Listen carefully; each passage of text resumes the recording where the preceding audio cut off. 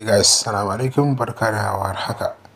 A wannan bidiyo zan nuna muku yadda za ku bi ku yi upgrading din account naku ku dinga samun data da sauki. Alal misali kana so ka samu data fiye da yadda yanzu muke bayarwa da sauki, kuma ka samu kyautar flavor wato vana na kasuwancinka. So yadda za a yi ka samu wannan abubuwan hanya ce mafi sauki a UMARBOJO. So zan nuna maka yadda za ka samu kyautar bana guda biyu wanda muke bayarwa kowane agent namu wanda ya register ya yi upgrading account nashi, kuma muna ba shi data da sauki. So da farko dai wannan hanya da zaka bi ka samu data da sauki shine ka nemo application na UMARBOJO sai ka shiga cikin sa kamar haka. Okay, bari mu yi login. Da farko dai UMARBOJO zai buƙaci passport, sai ka sanya bani da fingerprint, zan yi amfani da passport. Idan already akwai fingerprint a wayanka zaka danna nan gurin, nan take zai buƙaci wannan fingerprint din. Amma da yake babu, zan sa passport. Hey guys, barka da warhaka. To sai da mu danna nan gurin inda aka ce sign in, bayan ka sa passport naka a nan. Okay, very good.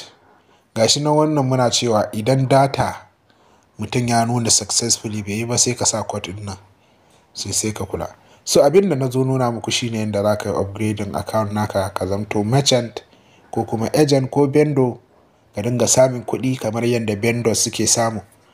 So da yawa daga cikin mutane suna samun data da arha ne sosai, kai baka sani ba. So yadda za a yi, ka zo kan nan inda aka ce upgrade, za ka ga an rubuta upgrade a nan, sai ka danna shi. Da farko ka tabbata kana da balance naka at least 4,000 ko 3,000, domin ya kai 4,000 upgrading din. So za ka zo kan nan inda aka ce upgrade, sai ka danna nan. So muna da merchant ko kuma agent guda biyu, kala biyu. Muna da upgrade to affiliate user, muna da upgrade to top up user.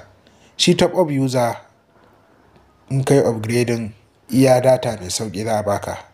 Iya me data mai sauki za a baka. Ba za a baka wani abu ba sai kawai data mai sauki, domin shi top up user ba affiliate bane. Shi kuma affiliate user za a baka data da sauki, kuma za a baka kyautar bana guda biyu, wato flavor wanda in ka sa a status ka ɗaura a social media ka manna a bakin shagonka, wannan flavor din zai kunsa business name naka, zai kunsa account number ka, zai kunsa sauran farashin datan ka domin kasuwancinka.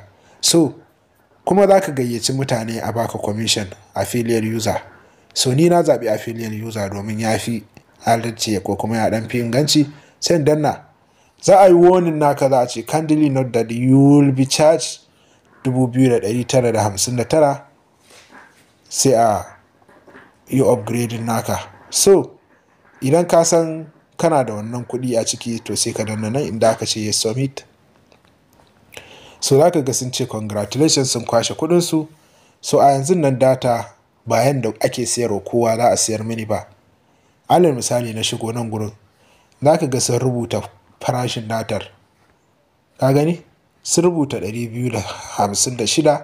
So amma na in ka siya ba haka za a cire a account naka ba, kawai poster ne wannan ya zama, ba haka za a cire a bankin ka ba. Za ka kalli ba haka za a cire ba. Anytime shi vendor ko kuma agent a koda yaushe muna kokari mu kalli ya samu data da arha, domin shi vendor ko kuma agent mutum ne mai muhimmanci ko kuma mutum ne babban ɗan kasuwa ne, wanda kenan ya san kasuwancinsa, wanda dai shi kasuwa yake yi. So muna kokari a koda yaushe mu samar mai arha. So idan ka kula ta nan gurin, abin da za ka yi kawai shine ka tura min username naka ta wannan namban, ka shiga WhatsApp ka yi searching din wannan namban, sai ka tura min phone number ka da kuma username naka da kuma farashin datan ka, yanayin da kake so ya kasance, nawa za ka dinga sayarwa mutane, da kuma account number ka wanda kake so a manna a jikin banar, da kuma sunan kasuwancinka da kake so a manna a jikin banar, whether kana POS ma da sauransu duk za ka bayyana mana sai mu sassa. Idan kana so a sa adireshi ma duk sai ka bayyana domin mu yi aiki.